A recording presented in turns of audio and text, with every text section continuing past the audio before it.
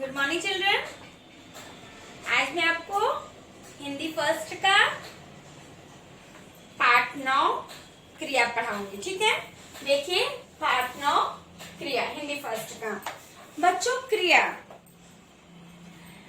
हम जो कुछ भी करते हैं वो सब क्रिया के अंतर्गत आता है। ठीक है, देखिए क्रिया का डेफिनेशन सुनिए ध्यानपूर्वक। जिन शब्दों से किसी काम के करने या होने का पता चले उन्हें क्रिया कहते हैं। जिन शब्दों से किसी काम के करने या होने का पता चले उसे क्रिया कहते हैं। ठीक है, क्रिया के दो भेद होते हैं बच्चों, सकर्मक क्रिया और आकर्मक क्रिया। देखिए, लिंग वचन और कारक में परिवर्तन होने पर क्रिया का रूप बदल जाता है। ठीक है, फॉर एग्जाम्पल मोहन चल रहा है। ठीक है, देखिए मोहन चल रहा है। ठीक है, मोहन चल रहा है। अब इस वाक्य को यदि हम कह दें कि लिंग बदलिए, ठीक, मोहन चल रहा है, इसको लिंग बदलने पर हो जाएगा गीता। क्रिया का लिंग, मान लीजिए हम क्रिया का लिंग बदलने के लिए बोले तो हो जाएगा गीता चल रही है। लिंग के अनुसार क्रिया बदल जाती है। ठीक है बच्चों, देखिए जैसे मोहन लड़का है तो मोहन के साथ हो गया चल रहा है। गीता लड़की है तो गीता के साथ हो गया चल रही है। अब देखिए वचन बदलने पर भी क्रिया बदल जाती है बच्चों। जैसे देखिए बच्चा, ठीक है, बच्चा रो रहा है। ठीक, बच्चा रो रहा है, एक बच्चा है इसलिए इसमें क्रिया देखिए लगी एक बच्चे की ना, बच्चा रो रहा है। लेकिन अब अगर बच्चों हम बहुवचन में लिखेंगे इसे तो हो जाएगा बच्चे रो रहे हैं। ठीक है बच्चों, बच्चा रो रहा है, जब हम इसे बहुवचन में करेंगे तो बच्चे रो रहे हैं। इस प्रकार से लिंग और वचन बदलने पर क्रिया भी बदल जाती है। अब देखिए बच्चों, मैं आपको इसके बाद जो है कारक से पढ़ाऊंगी। ठीक है, कारक का भी एग्जाम्पल देके मैं आपको समझाऊंगी क्रिया। कारक का एग्जाम्पल है बच्चों, कारक बदलने पर जैसे कविता ने पेंसिल से लिखा। ठीक, कविता ने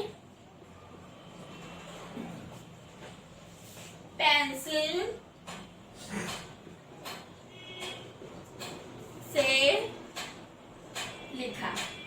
अब देखिए फिर कविता पेंसिल से लिख रही है।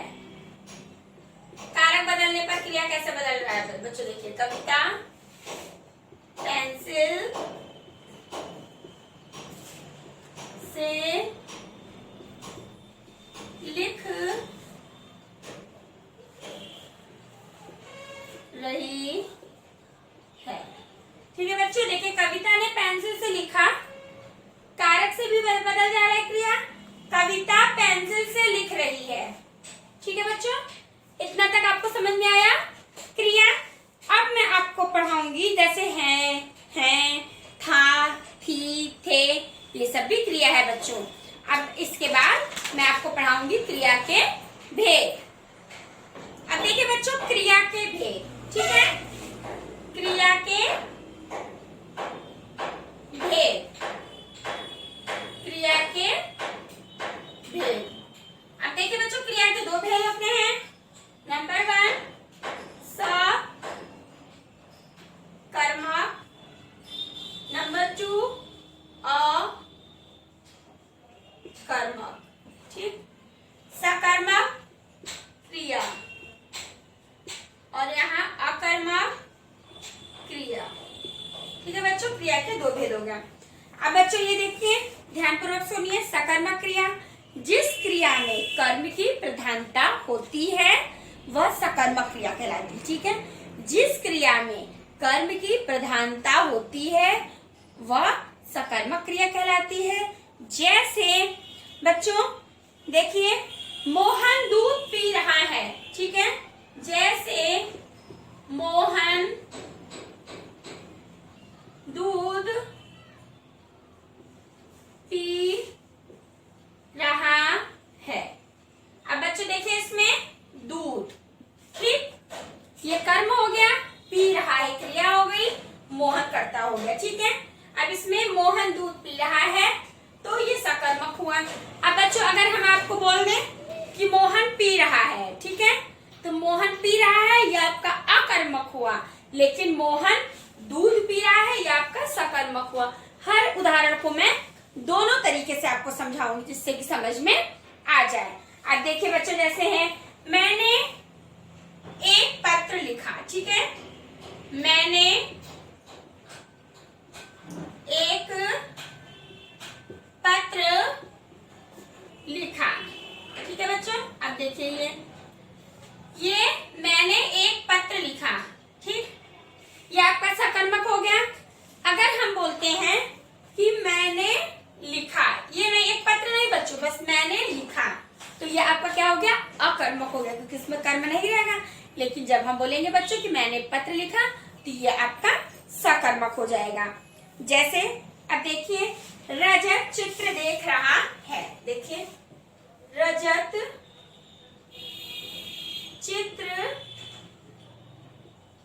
देख रहा है, ठीक है बच्चों। अब इसमें क्या है, रजत चित्र देख रहा है, ये आपका सकर्मक हो गया।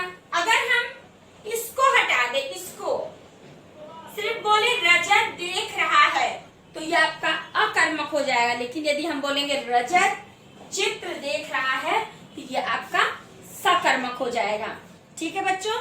अब जैसे पक्षी उड़ते हैं, मैं आपको एक और एग्जांपल दे रही हूँ, पक्षी उड़ते हैं, ठीक, ये आपका पक्षी उड़ते हैं, ये आपका अकर्मक हो जाएगा। लेकिन जैसे ही हम बोलेंगे पक्षी आकाश में उड़ते हैं, तो ये आपका सकर्मक हो जाएगा। या पक्षी पंखों से उड़ते हैं, तो ये आपका सकर्मक हो जाएगा। लेकिन यदि हम बोलेंगे कि पक्षी उड़ते हैं, तो ये आपका अकर्मक। यदि हम कहेंगे पक्षी आकाश में उड़ते हैं, तो ये आपका सकर्मक। देखिए एक उदाहरण मैं और दे रही हूँ आपको, बच्चा सो रहा है, ठीक है, बच्चा सो रहा है, तो ये आपका हो जाएगा बच्चों अकर्मक, क्योंकि बच्चा सो रहा है, ये क्रिया हो गई, और इधर का कर, ये कर्ता और ये क्रिया। अब इसमें गायब है क्या, कर्म, इसमें क्या गायब है, यहाँ पर, यहाँ कर्म गायब है आपका। अगर हम बोल लेते हैं बच्चा बिस्तर पर सो रहा है, बच्चा गोद में सो रहा है, बच्चा जमीन पर सो रहा है, तब ये आपका हो जाएगा बच्चों अकर्मक। इस प्रकार से मैंने आपको सकर्मक और अकर्मक दोनों क्रिया को पढ़ा दिया। अब इसके आगे देखिए बच्चों, ठीक है, देखिए बच्चों, इस प्रकार मैंने आपको दोनों पढ़ाया, अकर्मक और सकर्मक। अब देखिए जैसे मान लीजिए मैं बोलूं कि मोहन लिख रहा है, तो क्या हो जाएगा बच्चों, ये अकर्मक। लेकिन अगर मैं बोलूंगी मोहन पेन से या मार्कर से लिख रहा है, तो ये आपका सकर्मक हो जाएगा। वह जा रहा है, अकर्मक। लेकिन यदि मैं बोलूं बच्चों कि वह विद्यालय जा रहा है, तो ये सकर्मक हो जाएगा। माँ पकाती है, अकर्मक। लेकिन यदि हम बोल दें माँ मैगी पकाती है, तो ये सकर्मक हो गया। मैगी का नाम सुन के अच्छा लगा ना, इसीलिए मैंने ऐसा एग्जाम्पल दिया कि जो आपको अच्छा लगे। वह यहाँ श्याम खा रहा है, अकर्मक। श्याम आइसक्रीम खा रहा है, तो ये सकर्मक हो गया, ठीक है। सीता सो रही है, अकर्मक। सीता बिस्तर पर सो रही है, ये सकर्मक हुआ बच्चों। इस प्रकार से मैंने आपको क्रिया और क्रिया के भेद जो है सकर्मक और अकर्मक दोनों को पढ़ाया, दोनों का एग्जाम्पल भी देके मैंने आपको समझाया बच्चों। अब इसके आगे मैं अगले वीडियो में पढ़ाऊंगी। और आज आप अपना होमवर्क नोट कर लीजिए। आपका होमवर्क है कि इस पूरे पाठ का कम से कम 4 बार आपको वाचन करना है, तभी आप समझ पाएंगे क्रिया और उसके भेद। Thank you.